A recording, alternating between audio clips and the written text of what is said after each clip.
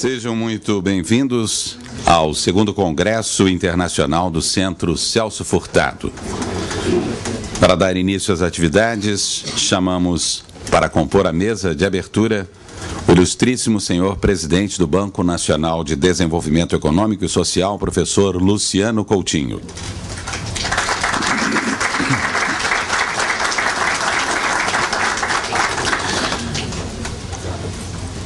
O ilustríssimo senhor diretor-presidente do Centro Internacional Celso Furtado de Políticas para o Desenvolvimento, senador Roberto Saturnino Braga.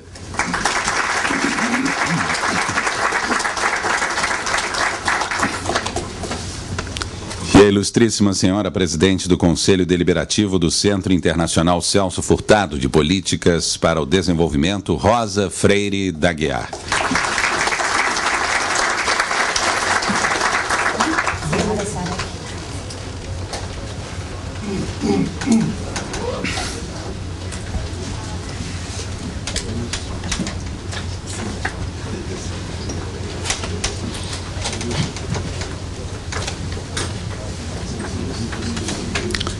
Passamos a palavra ao professor Luciano Coutinho.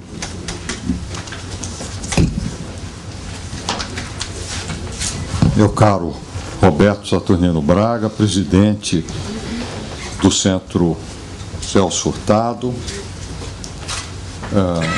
doutora Rosa Freire d'Aguiar, diretora do Centro Celso Furtado, queria agradecer a presença dos ilustres convidados, doutor Ocampo, José Antônio Ocampo, professor da Universidade de Colômbia. Quero também agradecer a presença de muitos dos amigos e professores aqui presentes, professor Wilson Cano, doutor Delchovski. É sempre um perigo citar, porque você não consegue citar tudo. Aqui, vendo o doutor Aldo, é um prazer, quero agradecer a sua presença. E eu me desculpo, porque aqui com a luz batendo contra nós, não consigo identificar todos, mas quero agradecer a presença de todos os senhores. Creio que o Centro Celso Furtado tem sido um polo importante de reflexão a respeito do desenvolvimento, com uma agenda ampla, compreendendo não só a esfera da economia, mas a esfera política, a esfera cultural,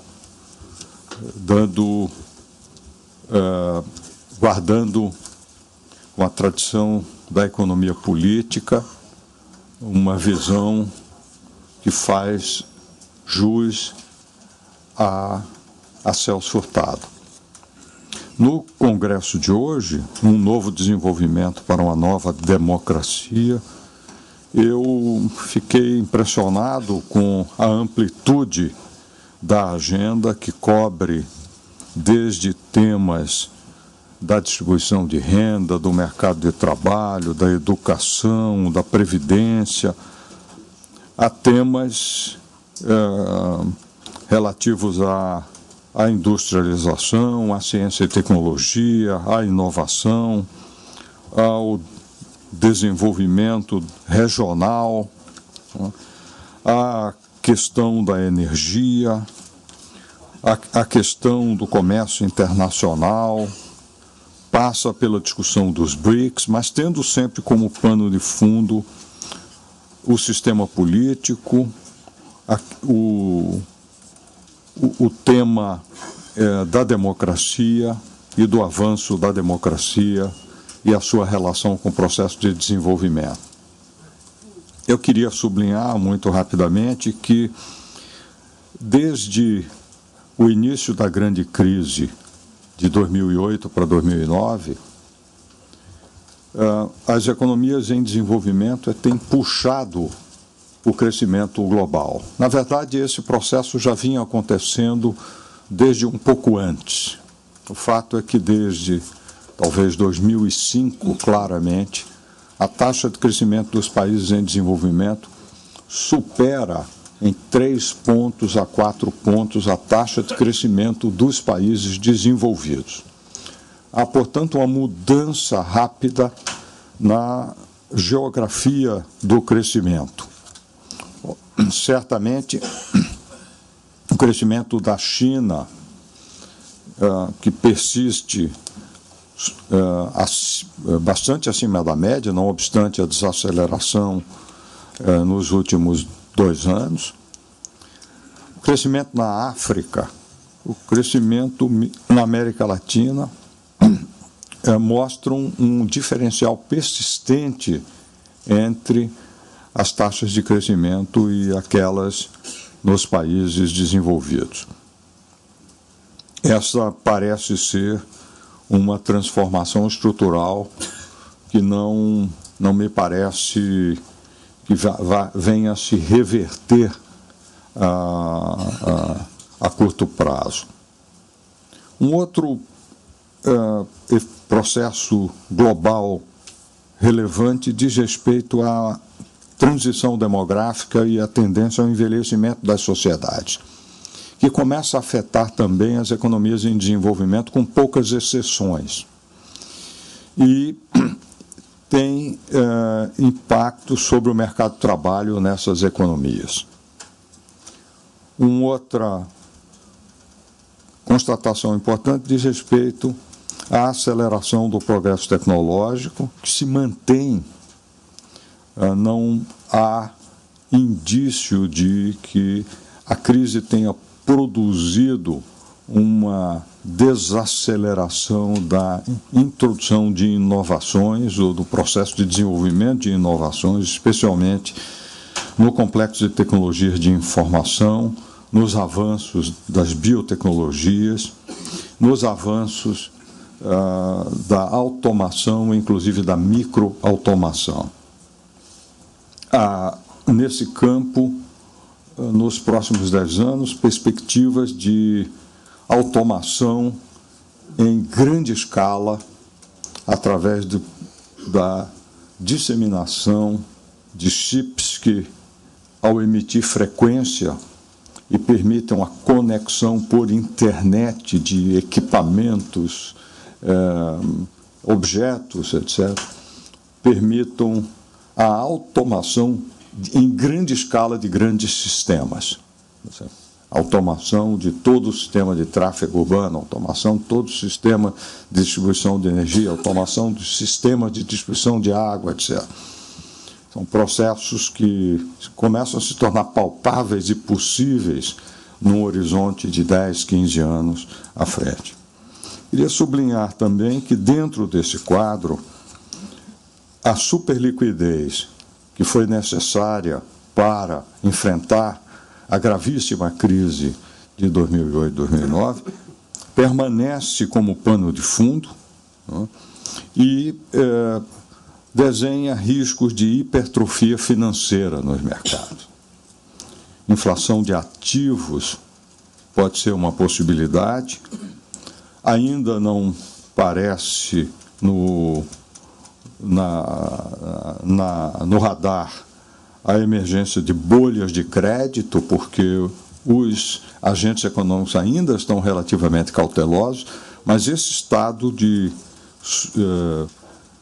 superliquidez global é algo preocupante, e é preocupante também como a saída desses processos poderá impactar fortemente a precificação de ativos, a precificação de moedas nos próximos anos. No nosso caso, o Brasil, os últimos 12 anos foram anos relevantes de forte inclusão social. 40 milhões de habitantes transferidos da faixa mais pobre para a classe média de baixa renda, 21 milhões de novos assalariados, talvez um novo proletariado em novas áreas, da economia, ou um proletariado que estava excluído e passa a ser incluído nos circuitos formais de previdência, algum tênue rebalanceamento regional do crescimento, que ainda sobre ele pende a pergunta se será sustentável ou não, mas a expansão forte do agronegócio no Centro-Oeste, os grandes programas e os núcleos novos de crescimento no Nordeste que resultaram de decisões políticas, alguns polos novos, que não mudaram a distribuição interna na região. A mesma coisa talvez valha para a região Norte, e um processo de aumento da escolaridade, que, ainda que precário, e combinado com a aceleração da transição demográfica no Brasil, outro ponto importante, faz com que a nossa população em idade ativa cresça mais devagar. Nós lembrávamos aqui dos tempos em que tanto a população economicamente ativa como a população em idade ativa crescia 2,5%, 2,20%, e agora esses números estão mais perto de 1%. E o aumento da escolaridade tem, fato saudável, levado aos jovens a buscarem estudar mais e a procurar o mercado de trabalho mais tarde. Essa combinação faz com que a população economicamente ativa tenha crescido mais devagar relativamente ao histórico do país. Isso, combinado com políticas de aumento do salário mínimo, de aumento dos benefícios previdenciários, de aumento do grande programa de transferência de renda que foi o Bolsa Família, levaram a uma mudança na distribuição da renda salarial. Eu não quero falar na distribuição da riqueza, que é outro capítulo que não cabe aqui falar, e sobre o qual não existe medida no Brasil, mas que, dada a persistência ainda de juros altos e de um ciclo de muito longo histórico, muito longo, de juros muito altos no nosso país, provavelmente deve ter se agravado, né, a distribuição da riqueza, não falo da distribuição da renda. Quero falar também de longos ciclos muito longos de apreciação cambial. Se nós olharmos a história do Brasil, desde os anos 90 para cá, eu estava fazendo a conta aqui, que com a exceção de momentos, como em 98, em 2001, em 2002, em 2008 para 2009, em 2013, por causa do discurso do Bernanke, nós tivemos depreciações cambiais, mas essas depreciações cambiais não representaram impacto importante para as condições de competitividade, primeiro porque elas aconteceram em momentos de alta incerteza e de crise, segundo porque não foram duradouras, né? De forma que prevaleceu durante um longuíssimo período, 20 anos ou mais, eu não fiz aqui a conta, mas de apreciação cambial. E este período traçou um cenário pouco favorável ao desenvolvimento da indústria. Junto a ele, depois de 2013, mais recentemente, o superciclo de commodities, que se teve uma virtude, foi ter permitido ao país acumular os primeiros 200 bilhões de dólares de reserva que nos deram um anteparo à alta vulnerabilidade externa e permitiram alguma capacidade de fazer políticas anticíclicas e de enxergar mais à frente, né, em termos de futuro, em termos de permitir a consolidação de um processo de estabilização que dá mais visibilidade, né. Mas ao longo de todo esse processo também tivemos um aumento paulatino, permanente de carga tributária, e essa carga tributária incidiu muito mais pesadamente sobre a indústria, sobre as cadeias da indústria. Então, nós temos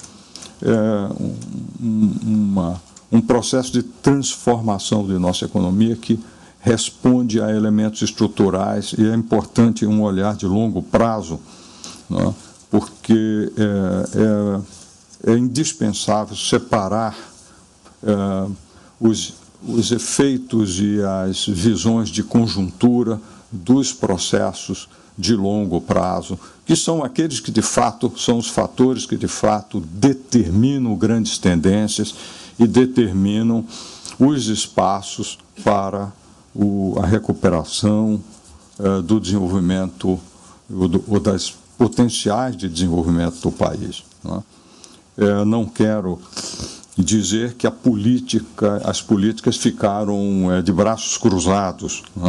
Eu acho que nos últimos tempos, nos últimos 10 anos, houve uma tentativa de reagir a esse quadro desfavorável, e me falo especificamente em relação à indústria, e, de fato, as iniciativas como a política industrial, tecnológica de comércio exterior, a política de desenvolvimento produtivo, que foi logo defrontada com a crise em 2008,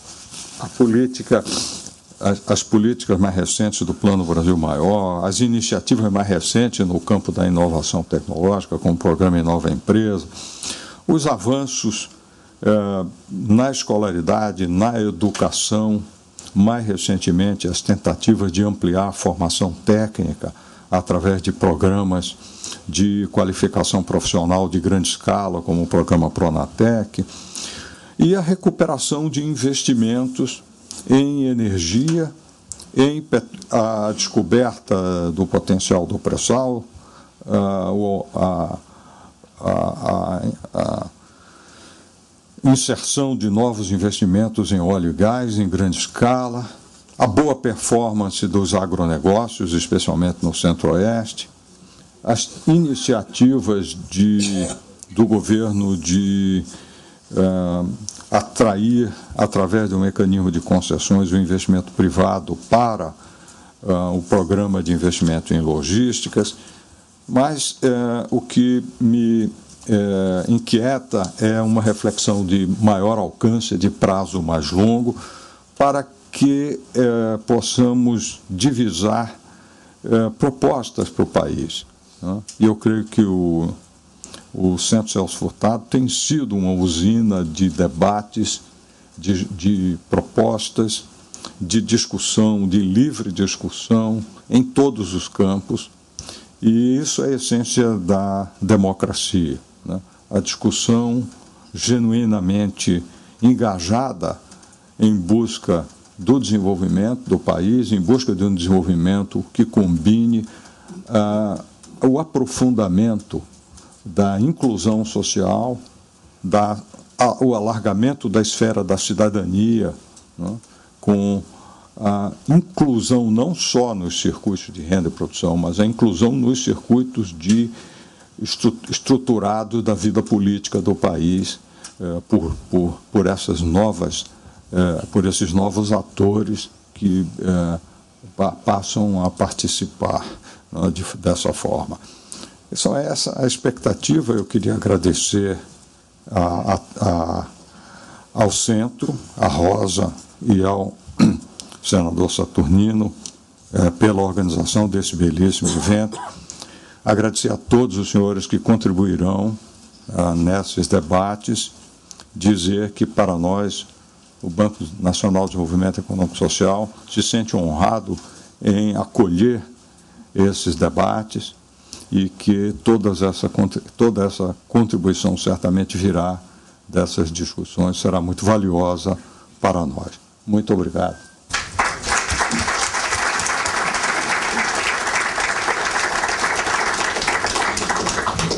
Muito obrigado. Passamos então a palavra à senhora Rosa Freire da Guiar.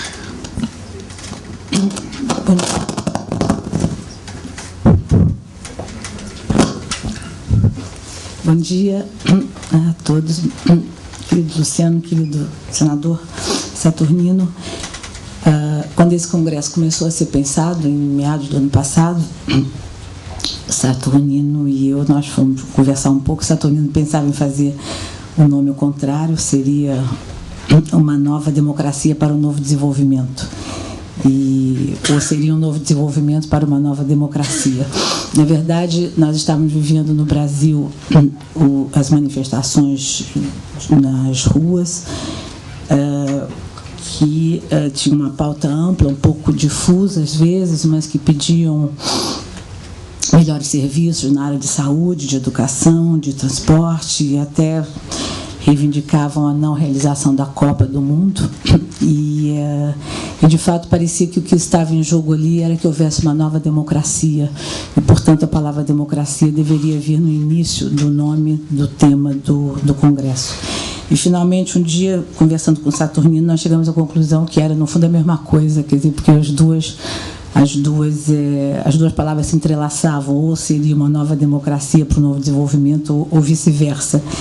E, na verdade, nessa mesma época eu estava fazendo um livro, fechando mais um livro sobre Celso, e estava lendo, evidentemente, muita coisa sobre ele, lendo sobretudo a obra autobiográfica dele, que eu estou relançando agora, uma nova edição.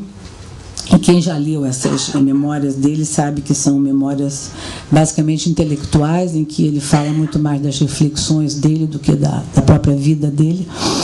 E horas tantas eu estava com a obra dele muito presente nessa época, e as conversas com Saturnino para decidir o tema exato do Congresso, e eu caí num trecho de uma das memórias dele em que ele diz o seguinte, que se ele tivesse que sintetizar a reflexão dele como economista, desculpa, ele diria que a obra toda dele como economista se traduziu na dicotomia desenvolvimento e subdesenvolvimento, que título, aliás, que ele deu a uma das obras dele, escrita há uns 60 anos, mais ou menos.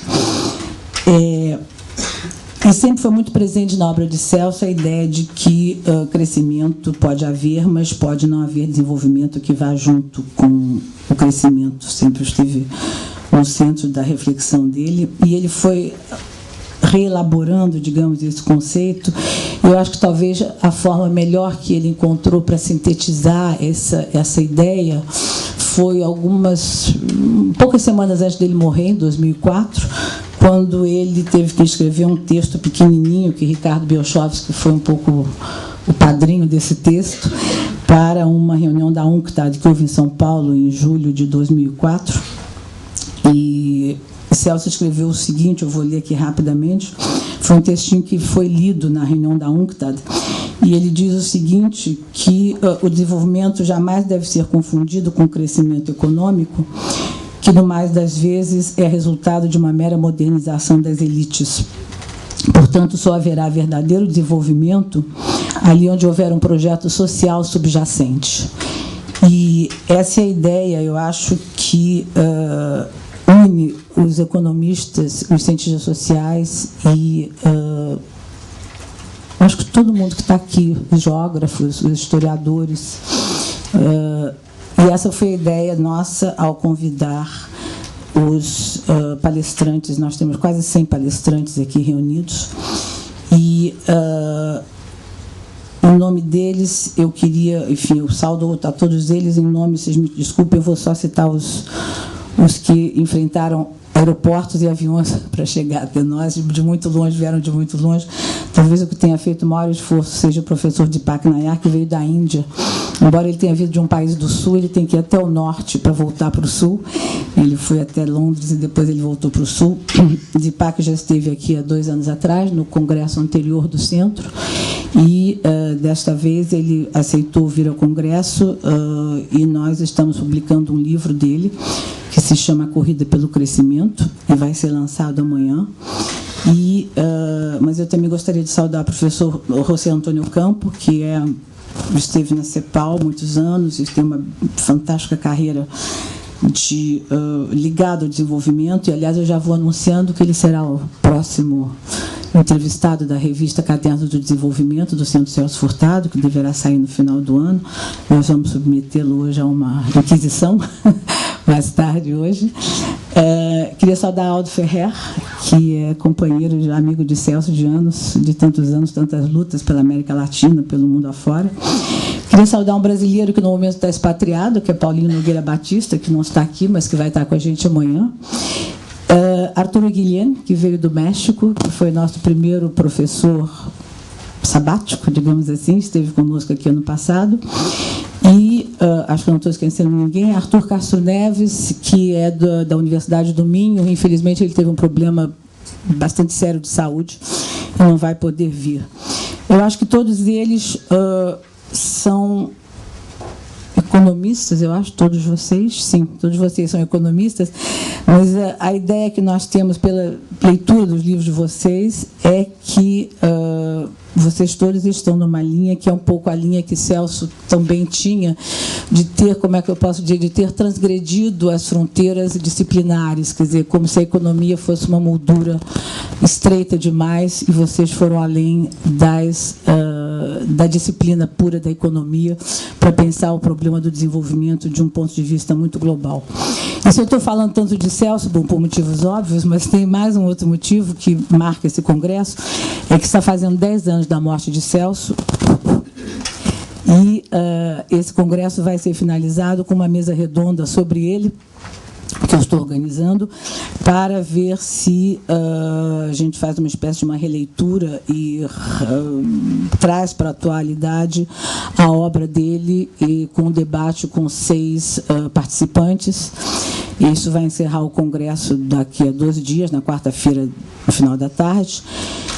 E eu acho que eu só queria dar um aviso fora congresso, amanhã à tarde às 6h30, na Livraria Cultura, que fica a poucos metros daqui, de onde está sendo realizado o centro, ou o congresso, vai haver um lançamento coletivo de alguns dos participantes, entre eles o professor Dipac, que eu já disse, que a gente está lançando o livro dele, mas livros também que eu estou organizando sobre Celso, e os livros que o Centro Celso Furtado está lançando, entre eles da professora Helena Lavinas, que está aqui na frente.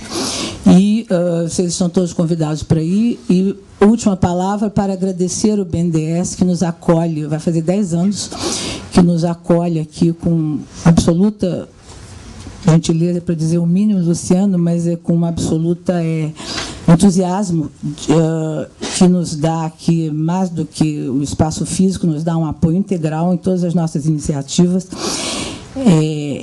Celso foi diretor daqui, mas acho que no século XII, há muito tempo. De qualquer maneira, é muito bom para a gente contar com o apoio de vocês. E eu desejo um bom congresso a todos. Daqui a 2 dias a gente vai ver se o que deu de resultado desse congresso. Obrigada e bom congresso a todos.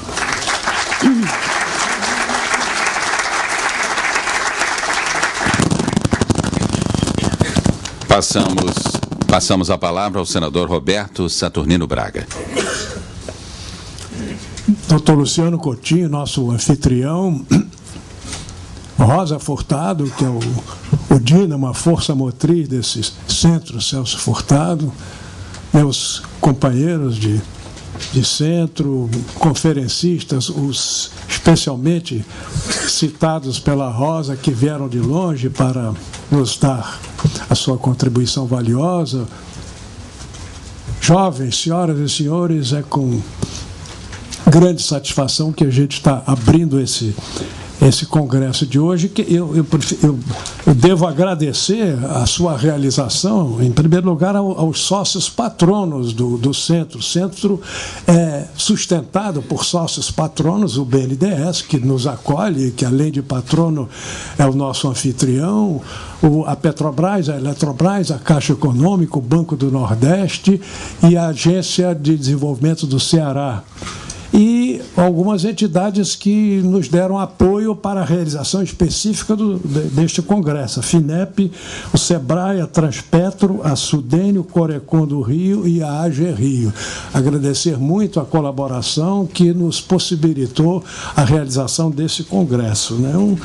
Um congresso que acontece num momento muito intenso e interessante que o Brasil, intenso historicamente, politicamente, interessante que o Brasil está vivendo, né? Um momento em que, sem sem jactância não, com alguma jactância, o que é justo, um país que sempre viveu dominado pelo complexo de inferioridade, com certa jactância nós podemos dizer que o mundo olha para o Brasil neste momento, olha com uma atenção que nunca teve antes. Não, olha para um país que superou a sucessão de golpes e ditaduras que teve durante tanto tempo e abraçou definitivamente a democracia. Abraçou a democracia e vem realizando feitos dentro desta democracia que não são comuns, né? São feitos incomuns. Por exemplo, a eleição de um presidente de um torneiro mecânico para a presidência da República, um presidente que deu certo, que saiu muito aprovado e que se transformou num líder internacional de envergadura, né? Uma rejeição do neoliberalismo, enfim, daquela filosofia de endeusamento do mercado. O Brasil fez isso a partir do início deste século, né?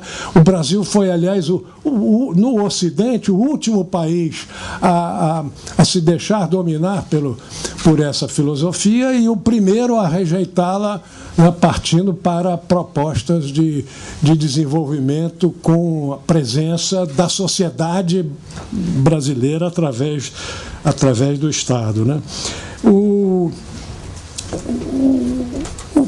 Com essa rejeição, com essa decisão, vem conseguindo, com muitas dificuldades que o doutor Luciano enumerou muito bem e que nos convoca a nossa atenção para enfrentá-las, com muita dificuldade, mas vem conseguindo ultrapassar razoavelmente toda essa crise internacional que paralisou economicamente o mundo ocidental, o mundo rico, né? E vem conseguindo ultrapassar com algumas características extremamente incomuns e dignas de registro, né? Vem conseguindo ultrapassar sem desemprego, com redistribuição de renda, com valorização do trabalho. Onde isso ocorre no mundo? Onde essas características ocorrem tão nitidamente no mundo? O Brasil está conseguindo este feito incomum. O Brasil vem assumindo posições também de presença no campo internacional que diferem muito da sua posição anterior, né? O Brasil como que rompeu aquela obediência, enfim, à grande potência do Norte, e o Brasil voltou-se para a América do Sul. O Brasil se voltou para a América do Sul, vem influindo positivamente a política, a coordenação política deste continente, onde se realizam os feitos também mais interessantes sob o ponto de vista de avanço da democracia.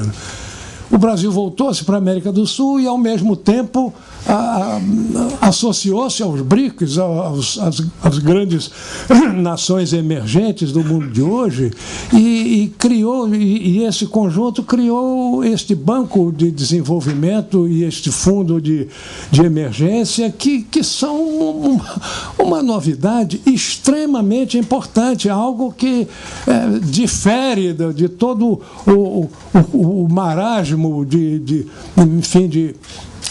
políticas econômicas internacionais dos últimos 50 anos, sei lá quanto.